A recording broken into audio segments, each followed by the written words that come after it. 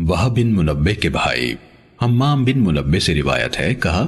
یہ وہ حدیث ہیں جو حضرت ابو ہریرہ رضی اللہ عنہ نے محمد الرسول اللہ صلی اللہ علیہ وسلم سے ہمیں سنائی۔ پھر انہوں نے کچھ حدیث کا تذکرہ کیا، ان میں سے یہ بھی تھی رسول اللہ صلی اللہ علیہ وسلم نے فرمایا، تم میں سے جب کوئی بے وضو ہو جائے تو اس کی نماز قبول نہیں ہوتی یہاں تک کہ وضو کرے۔ صحیح مسلم حدیث نمبر 537۔ یونس نے ابن شہاب سے روایت کی کہ عطا بن یزید نے انہیں خبر دی کہ حمران نے جو حضرت عثمان رضی اللہ عنہ کے آزاد کردہ غلام ہے انہیں بتایا کہ حضرت عثمان رضی اللہ عنہ نے وضو کے لیے پانی منگوایا اور وضو کیا تو دونوں ہاتھوں کو 3 بار دھویا، پھر کلی کی اور ناک میں پانی ڈال کر ناک جھاڑی، پھر 3 بار چہرہ دھویا، پھر 3 بار دایاں بازو کوہنی تک دھویا، پھر اسی طرح بایاں دھویا، پھر اپنے سر کا مسح کیا، پھر 3 بار اپنا دایاں پاؤں ٹخنوں تک دھویا، پھر اسی طرح بایاں پاؤں دھویا، پھر کہا میں نے رسول اللہ صلی اللہ علیہ وسلم کو دیکھا تھا کہ آپ نے اسی طرح وضو کیا جس طرح میں نے اب کیا ہے۔ پھر رسول اللہ صلی اللہ علیہ وسلم نے فرمایا،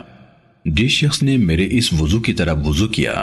پھر اٹھ کر 2 رکعتیں ادا کی، ان دونوں کے دوران میں اپنے آپ سے باتیں نہ کی، اس کے گزشتہ گناہ معاف کر دیے جائیں گے۔ ابن شہاب نے کہا ہمارے علماء یعنی تابعین کہا کرتے تھے کہ یہ کامل ترین وضو ہے جو کوئی انسان نماز کے لیے کرتا ہے۔ صحیح مسلم حدیث نمبر 538۔ یعقوب کے والد ابراہیم بن سعد نے ابن شہاب سے باقی ماندہ سند کے ساتھ حمران سے روایت کی کہ انہوں نے عثمان رضی اللہ عنہ کو دیکھا، انہوں نے پانی کا برتن منگوایا، پھر اپنے ہاتھوں پر 3 بار پانی انڈیلا اور ان کو دھویا، پھر اپنا دایاں ہاتھ برتن میں ڈالا اور کلی کی اور ناک میں پانی ڈال کر ناک جھاڑی، پھر 3 بار اپنا چہرہ دھویا اور 3 بار اپنے دونوں بازو کوہنیوں تک دھوئے، پھر سر کا مسح کیا، پھر اپنے دونوں پاؤں 3 بار دھوئے، پھر کہا رسول اللہ صلی اللہ علیہ وسلم نے فرمایا، جس نے میرے اس وضو کی طرح وضو کیا پھر 2 رکعتیں پڑھیں جن میں وہ اپنے آپ سے باتیں نہ کر رہا تھا، اس کے گزشتہ گناہ معاف کر دیے جائیں گے۔ صحیح مسلم حدیث نمبر 539۔ جریر نے ہشام بن عروہ سے، انہوں نے اپنے والد یعنی عروہ بن زبیر سے، انہوں نے حضرت عثمان رضی اللہ عنہ کے آزاد کردہ غلام